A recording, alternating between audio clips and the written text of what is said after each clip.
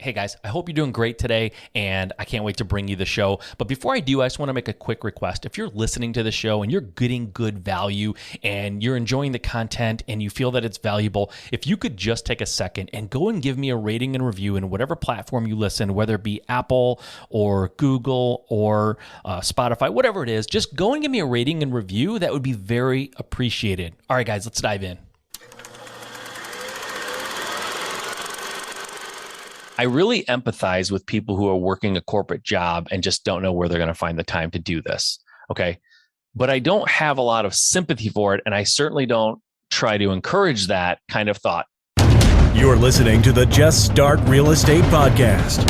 If you're serious about your real estate investing business and need real answers, you are in the right place. And now, your host, Mike Simmons. All right, guys, thank you for joining me on the show today. I appreciate it. I appreciate you being here. It's good to be here with you. I really do appreciate you guys showing up like this and just enjoying the content and just being here. It gives me a great pleasure to know that I'm hopefully helping people out there. So glad you're here today. We have another awesome Q&A replay for you. We talked about, among other things, obviously there's a lot. This is a long Q&A. But some of the highlights are we talked about house hacking. We talked about quitting your W-2. We talked about Skiptracing. What does that look like? Who to go to? I gave you my, in this Q&A, I gave you my best source for Skiptracing. And we talked about finding time to start your business when you're already busy anyway, right? A lot of people have a full-time job and, spouse and kids and responsibilities and obligations and all these things, right? Like, how do you find time to carve out time for your business that you're trying to start? What does that look like? How do you do that? I went through that. I know how that feels, and I know some strategies to help you get through that. So that's some of the things that we talked about, guys. I really hope you enjoy this. I think it was a really, really good one, and I'm excited that I'm able to replay it for you here today. So enjoy. Okay, we're live. We are here. All right. Thank you for joining me. Thanks for being back. I appreciate it, guys. It is a blast being here with you every Wednesday at 7 p.m. Eastern time and 4 p.m. Pacific. That's when we do this, as you know. And I'm just getting my screen ready here so I can see what you guys are saying. All right. Okay, guys, I got your questions. You guys have DM'd me. I think we had maybe some left over from last time we did this, and I want to get those answered. Like I said, I'm here every Wednesday, and I do this because I get questions. People send me messages through social media. They email me through my podcast, which is Just Start Real Estate. If you listen to podcasts, you should check it out. I get it here on Facebook. And so what I decided to do, because answering these questions one-off, like when someone asks me, just sending them back an answer can get time consuming. Obviously, it gets to be kind of tough to keep up with that. So I decided to start kind of consolidating those and bringing them here for you. And that way everyone can benefit from the answer. And so that's why I do this. If you guys really though need help in your business, like real help, like hands-on, a little bit more actual back and forth interaction with me, and you want to figure out how to get that business off the ground or how to take it to the next level and to do some of the things that you kind of wanted to do and you always thought it could do, but you're struggling to get there. I get it. I've been there. I struggled for a handful of years before I made some changes and figured out what I was doing wrong. And I didn't do it by myself. I got help. People helped me do that. People that I still look to as mentors and really close friends were able to get me to that point. I couldn't do it by myself. You just can't. I don't believe that anyone achieves anything truly, truly great without support, without help, without someone to lean on a little bit. So I want to be that person for you. If you want me to be that for you, you can go to Find and Fund Blueprint. That's findandfundblueprint.com. If you go there, check it out. That is my course. My commitment to you is that I am going to help you do those things in your business. I'm going to help you teach you how to set your business up, how to set the foundation, who to hire, when to hire. But maybe most importantly, and what people tend to lose sight of sometimes is real estate investing is about finding deals and getting them funded and getting paid, right? And so that's what we're going to focus on in this course the most, how to find deals and how to make sure you have all the funding you need to purchase those as rentals, as flips. If you're a wholesaler, we're going to get into buyers lists and what that means and how that's kind of the currency of wholesaling is really the buyers list. And so we're going to get deeply into that, and I'm going to help you set all that stuff up. I know you probably have a lot of questions about how do we do that and what's taught in the course. Go to findandfundblueprint.com, and I hopefully can answer all those questions there.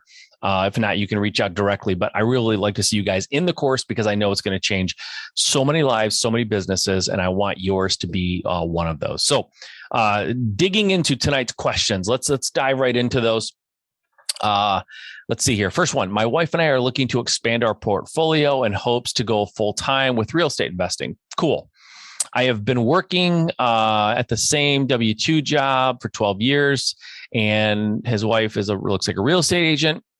We currently have one rental and house hacked our current home, which is currently under contract to sell. Cool. One rental, one house hack. Love it. Once the house closes, we plan to burr as many houses as our capital will let us. I'm also hoping to liquidate my 401k so we can use that money. Do you have some advice or opinions on that strategy? It sounds like you guys have a great strategy. You've already got one rental, and you've house hacked another property. I assume that's going to, you're going to get some cash from that you can use. You've got a 401k. I don't want to get too deeply into the 401k and cashing out. What's it mean? What are the penalties? And, I'm not a CPA, so I don't want to give you advice there. But I will tell you, and I've really never even I don't think I've ever said this before to anybody, but I cashed out my 401k. I worked at a W-2 job for a number of years too, about the same amount that you were working. And I cashed mine out. I took the hit because I knew that I was going to do more in real estate than I was going to do with my 401k, where it was. So I took that out as well, took a hit on that, but it was worth it to me. So advice is keep pushing. Like, don't get discouraged. Things are going to come up. I totally, I know that, and you know that, I'm sure too. But the burst strategy is great. And it sounds like from the sale of the house that you just house hacked, that will give you that gap funding. So if you go to like a hard money lender or something like that, they're going to typically lend you maybe up to 90%, 80 or 90% of the purchase price. And then you can use the money that you're going to get from your house hack as that gap funding. So you can put down that 10 or 20% or whatever the funding, institution that you're going to. If you're able to raise private money, now you don't necessarily need that money as a down payment. A lot of times private money, you can negotiate the entire purchase, the entire renovation, and have all payments deferred until you close on the house, until you actually, sell the investment or the flip that you're doing. So if you're going to flip, but if you're not going to flip, then yes, you definitely are going to want that money for down payment if you're going to continue to hold them as rentals, which it sounds like that's what you're doing. You want to continue with the burr. So yeah, I think that's great. Stretch that money out that you have as far as you can as down payments, because I don't know how much you're going to have. You didn't disclose that here, but it's totally fine. But you don't need a lot for the down payments when you're doing the burr method, right? You just need, 10, 15, maybe %, and you can stretch that out for a long way. And then when you refinance, obviously you get that money back. And sometimes if you buy it really, really well, when you refinance it out, you could even get some cash back in your pocket, right? Which will help you further finance down payments. So I think you've got the right plan. I think it sounds to me like you're doing everything right. I just say keep the pedal down. Don't slow up. Don't stop. Don't start second guessing yourself. If the market starts to turn and real estate prices go down, that's a good thing for investors. Okay, so don't get all freaked out, because the media will tell you at some point if the market does turn or if it crashes, which I don't know that it's going to. I don't think anybody really thinks it's going to. Well, I shouldn't say that. There's a lot of articles of people saying it's going to crash. I don't know if it's going to crash. I'm not predicting that, but if it does, even if it does, and specifically if it does, the media will be yelling, real estate's bad, get away from it, you're going to lose money. That's when you want to rush in, right? Real estate investors, we sort of rush into the burning house when everyone else is rushing out. And that's how we get prices. Like I've said this a million times, but if I would have known back in 2008 when I started what I know now, I would have 10x'd my business easily, maybe more than 10x, maybe 50x'd. I didn't know what I didn't know, right? So I did the best I could. But looking back, there was such an opportunity back then that I didn't take advantage of because I just didn't know. I was new. So when real estate turns, if it turns, keep going. You're going to be okay. Okay. Next question. Any suggestions on how to find the owner of an abandoned property? Is this what is referred to as skip tracing? Do I have to pay for a service because I would only need to do this a couple of times a year? A couple questions in there. Do I have a suggestion of how to find an owner of an abandoned property? Yes. Is this referred to as skip tracing? Yes. Do I have to pay for a service even if you're going to only use it a couple times a year? No. So there's a million. If you type in skip tracing into Google, just hundreds of probably tens of thousands of responses and hundreds of companies. But there's one that I use that I would recommend. I feel good recommending it. I happen to know the person who runs the company, who owned it, who started it. I don't get I'm not an affiliate or anything like that. I get nothing from it. But if you go to leadfusion.com, that's LEADFUZION. So it's Lead Fusion with a Z. Go there. It's not a subscription. You just pay for what you need. And they're great. I think they're competitive, even on the bordering on very inexpensive compared to a lot of places. But I know that they're also really, really good. Like they do a really good job. They have integrity. They stand behind their lists, like all that stuff. So I would go to Lead Fusion for that if I were you. Okay. Finding an investment property is one of my top priorities right now, but I'm concerned I might not have the proper time to dedicate to finding a deal because of my current job. I know that you started investing while you were still working your corporate job, but how did you make it work? I feel like I have so little free time. All right. Again, sometimes with these questions, I would really want to ask a couple of qualifying additional questions. But here's what I'll say. I've said this a lot over the last few years, and I'll repeat it again. I really empathize with people who are working a corporate job and just don't know where they're going to find the time to do this. Okay. But I don't have a lot of sympathy for it. And I certainly don't try to encourage that kind of thought, because here's what I know. And I'll tell you guys a quick, tiny story just to illustrate my point.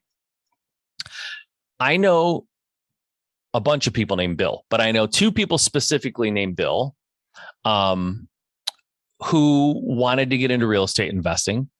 And one of them had a full-time job and a son. And the other one they flew for the Navy, active. And so they were up in the sky, flying an airplane a lot of the week, married, one kid, and another son on the way who he knew was going to have multiple heart surgeries necessary, a lot of medical issues. And in order to deal with those medical issues, he had to move his family from Pensacola, Florida to Nashville to be closer to the hospitals that were the best in the nation to deal with the physical and medical issues that his son was going to have. The first Bill never ended up flipping. He just didn't have time. The second Bill, with flying for the Navy, being in an airplane, I worked a full-time job, but I could make calls during the day if I was sneak away here and there. But he was in the sky. He had a son, he had a wife, and he had a son with tons of medical issues. And he had to move his whole family from one state to another. He flipped 68 houses that year. So what I would challenge to the person who asked this question is, you said in the first sentence, finding an investment properties is one of my top priorities. Look at your week. Look at what you're doing. I don't know your work week. Are you working 80 hours a week and you have 5 kids at home, and you're a single father? Like, I don't know how bad it is, but if you have a normal life where you're working 40 to 60 hours a week and you have a family, there is time. I promise you. When I started real estate investing, I worked full time, between 40 and 60 hours. I had 3 kids. I was married. At the time, I was actually teaching martial arts. I taught 3 days a week. And so it can be done. I know that it can be done. You just have to really, really analyze what your priorities are. And what I do typically, if someone tells me they don't have time, I challenge them to do an exercise that I discovered about a year ago. Whenever you say to yourself or to somebody else, I don't have time to, right? And then whatever, fill in whatever that thing is that you don't have time to do. I don't have time to find an investment property. Change, I don't have time to, change that part of the sentence to, it's not a priority for me to. Okay, so I don't have time to find an investment property. It's not a priority for me to find an investment property, right? Now, when you say it that way, it sort of changes how it feels. It's people are used to commiserating in our society about, oh, I don't have time. There's no time. I'm guilty of it sometimes. People ask me, can you do this? Can you do that? I don't have time, right? It's my response. But I think when we decide what we have time for and what we prioritize, right? Because if an emergency came up in your family, if you have kids and maybe there was an emergency with one of your kids or your spouse or your mom or dad or brother, you would find the time to take care of that emergency because it would immediately go to the top of the priority list. And so you just have to figure out where finding an investment property falls in the priority list. I really believe most people waste a lot of time, myself included, guilty. I have been known to waste a lot of time and then claim I'm busy, right? We all do it. It's human nature for a lot of us. And so you have to really just analyze how important it is to you and start moving things around or eliminating things that you do that aren't a priority. If you watch any level of TV at all, maybe change that, right? If you go out with your friends on Friday nights, eliminate that. If you, typically like eating lunch and quiet, peace and quiet, and not like eliminate that. So when I was working a 9 to 5 or, more specifically an 8 to 6 kind of a job, I worked before I went into work. I took care of as much as I could. I did as much toward my business as I could on every lunch hour. Every lunch hour was me trying to put time into my real estate business from the moment I went to lunch to the moment I got back. I was really working on my business. And the minute I left work, I was working on my business. I was going and visiting houses. I was calling back realtors. Like I was hustling my butt off before, during lunch, and after work and on the weekends. Everything else had to take a back seat for a while because I was trying to build something. So you just have to really analyze what you're doing with your day and your time. Like I said, if you're working 80, 90 hours a week or just some unbelievable, crazy work schedule, you may have to wait until that lightens up a little bit or find someone that can work with you. But under normal circumstances, a normal job, or a job where you work normal hours, at least reasonable hours, a wife or a husband and kids and a dog and a house, like I had all that.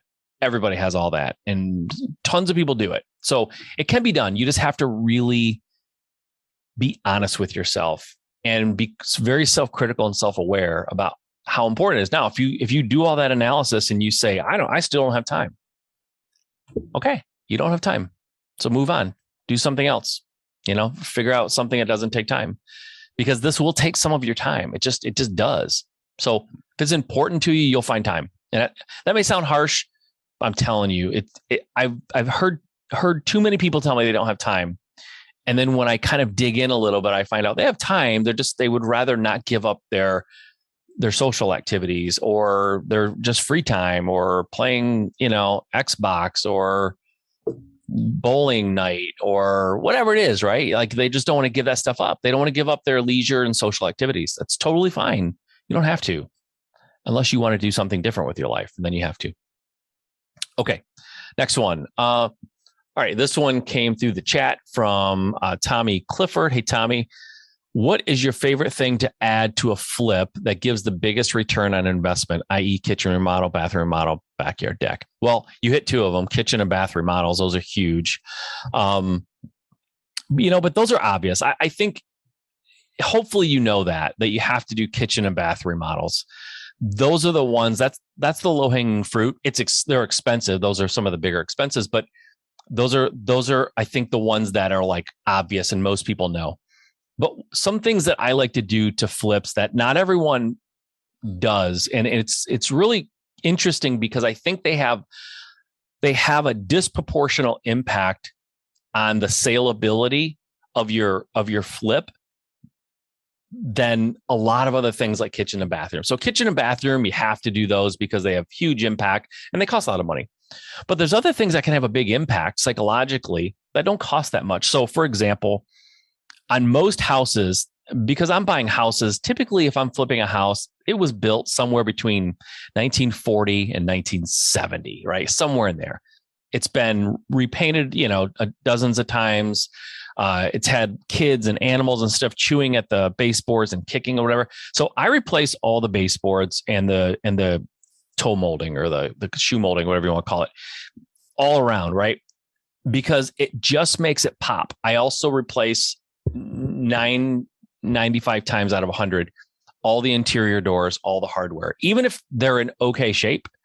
Typically a door that was installed in 1965 is just like a slab door, or it's just dated looking, right? So you pull those out, you put 6-panel doors in with brand new trim, brand new hardware. It pops. All new lights, even if the lights are in good shape, all new lights, because it modernizes the house a little bit, makes it pop. We certainly paint almost every single time without question, because fresh paint, it feels new. It smells new, right?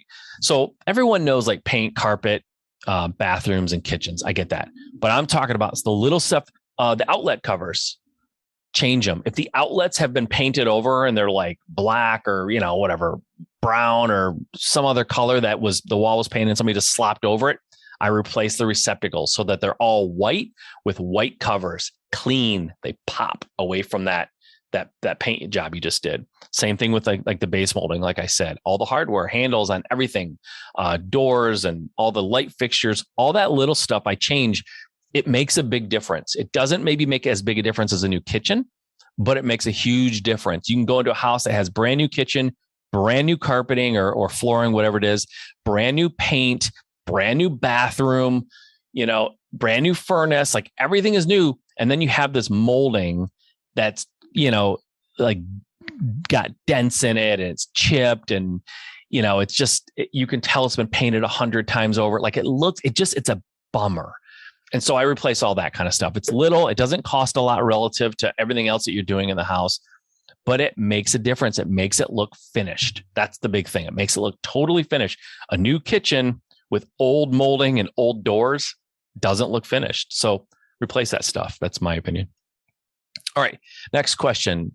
Can you enlighten me with a breakdown of holding costs? What do you pay? The price of the loan, utilities. Okay. Maybe. Okay. Is there anything else? Yeah. So here's generally what holding costs refer to and what you're going to be paying. So the price, the cost of the loan, right? A lot of times loans have monthly payments that are due. Like I mentioned earlier, if it's private money, you may not have to pay a cost every month. They might just defer that until the end. You pay one lump sum at the end. But if you have a loan where you have to make payments, that's a big one, right? Loan payments, that's huge. That's one of the bigger ones. Utilities is another holding expense. Insurance is another holding expense. Taxes is another holding expense. And then depending on what part of the country you're in, maybe snow removal is another expense. Lawn care, getting the lawn, getting it mowed so the city doesn't come around and fine you and mow it themselves and charge you $500 to mow a lawn. So that's it. I mean, the lawn care and the snow removal, those are probably smallish for the most part. Taxes can be big for sure, depending on where you are. Insurance, utilities, and the loan, right? So there's a lot. You add that up, the loan is probably the biggest single thing you have to pay every month. But utilities, insurance, taxes, lawn care, snow removal, you add all those up and then times that by an extraordinary amount of months. You're flipping this house and it takes 10, 12 months.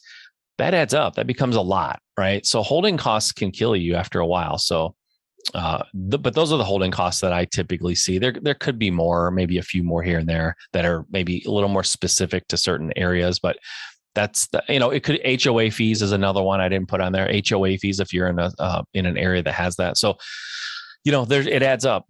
So you want to, when you're doing a flip, you really have to try to get it done as soon as possible. And if you plan for 4 weeks, expect it to take 6 or 8. So you really want to try to dial that down as far as you possibly can, knowing that things may and probably will come up from time to time. You got to dial those in and get them as close to, being done immediately as possible. It's just huge. Speed is so important in real estate. Okay.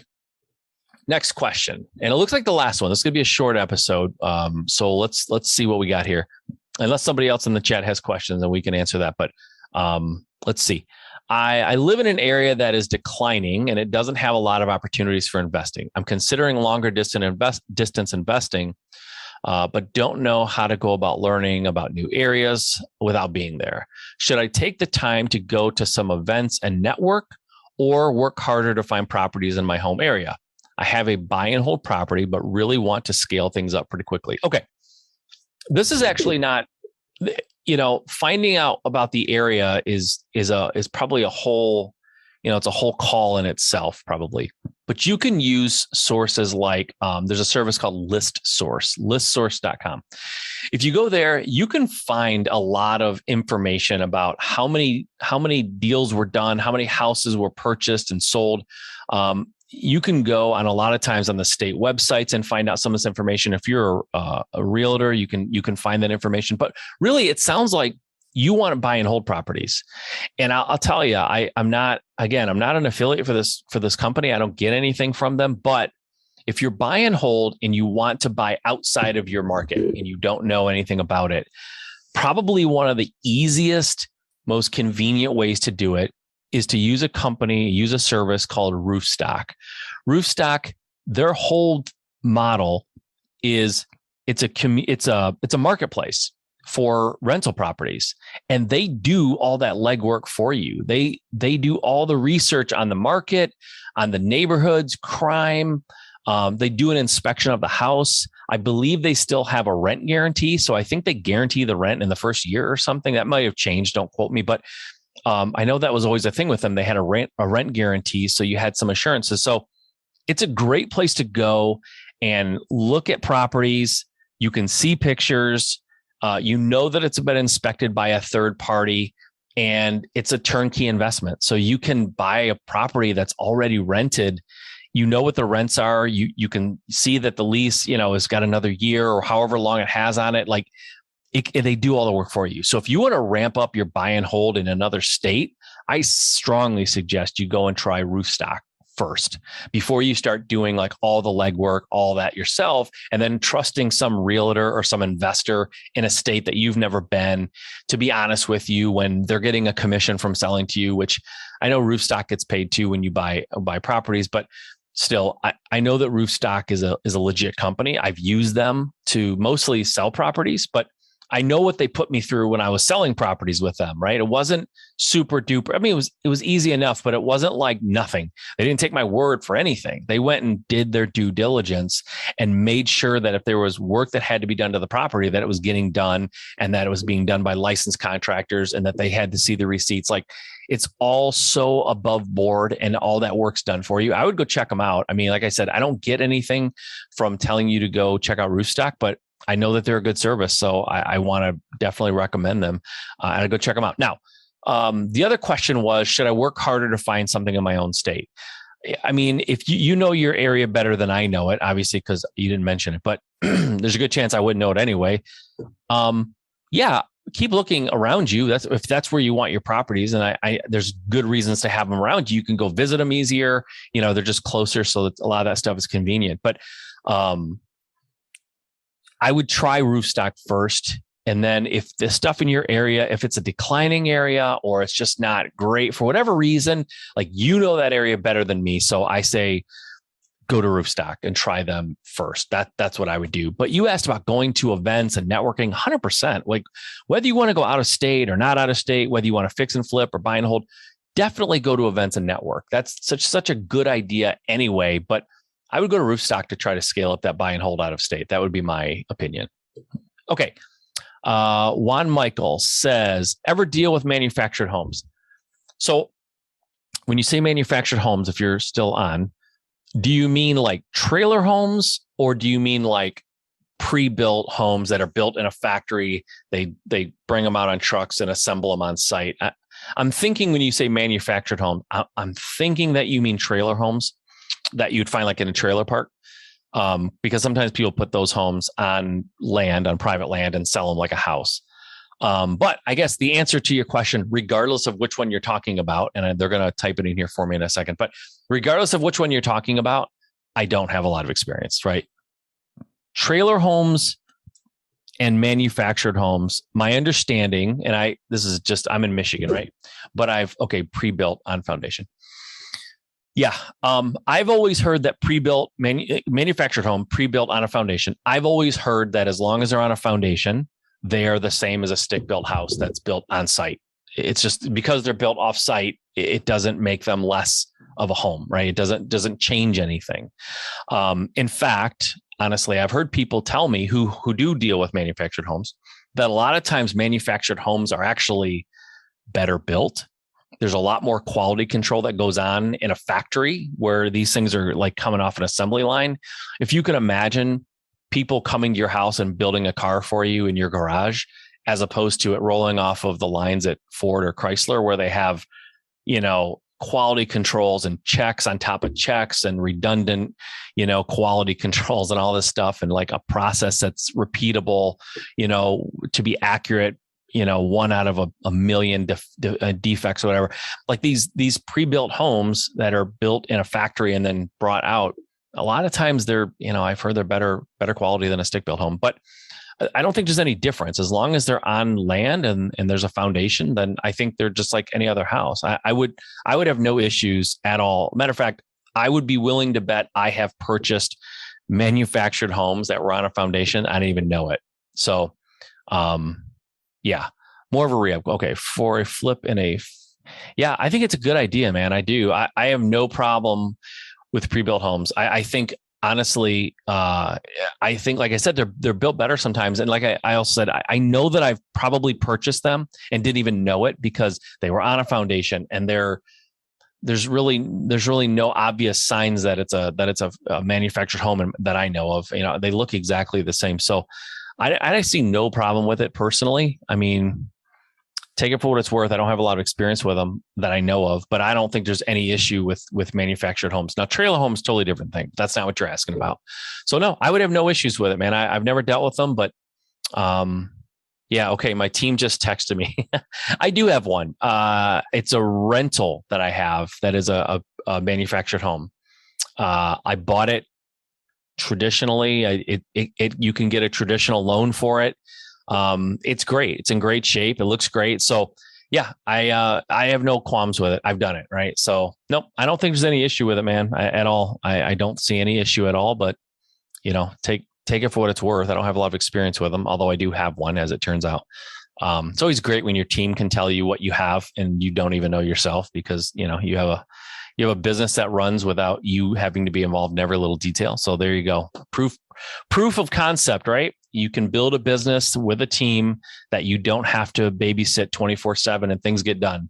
And then your team can just tell you when you don't know what you're talking about, like we just did. So, all right, guys, that's all for tonight. I appreciate you being here. Thanks for joining me. Thanks for the questions. I appreciate it, guys. Those of you who asked questions live, for those of you who didn't, I still appreciate your questions coming in. If you're listening to this on the podcast, check me out on my Facebook page, Just Start Real Estate on Facebook. And you can come here and get your questions answered live. We're here every Wednesday, 7 p.m. Eastern, 4 p.m. Pacific. And again, go to findandfundblueprint.com. I want to help you with your business. I want to help you. I want your business to explode. I want you to get that time freedom. I want you to get that financial freedom, but I can't do it if you don't sign up. Go sign up. I would love to see you inside of there, guys. All right. Until next time, we'll see you and get out there and make it happen. All right, I hope you enjoyed that. Remember, I do these Q&As live on Facebook on Wednesdays at 7 p.m. Eastern, 4 p.m. Pacific. I hope you enjoyed this. Tune in next week for another installment of live Q&As answering your questions. Okay, until next time.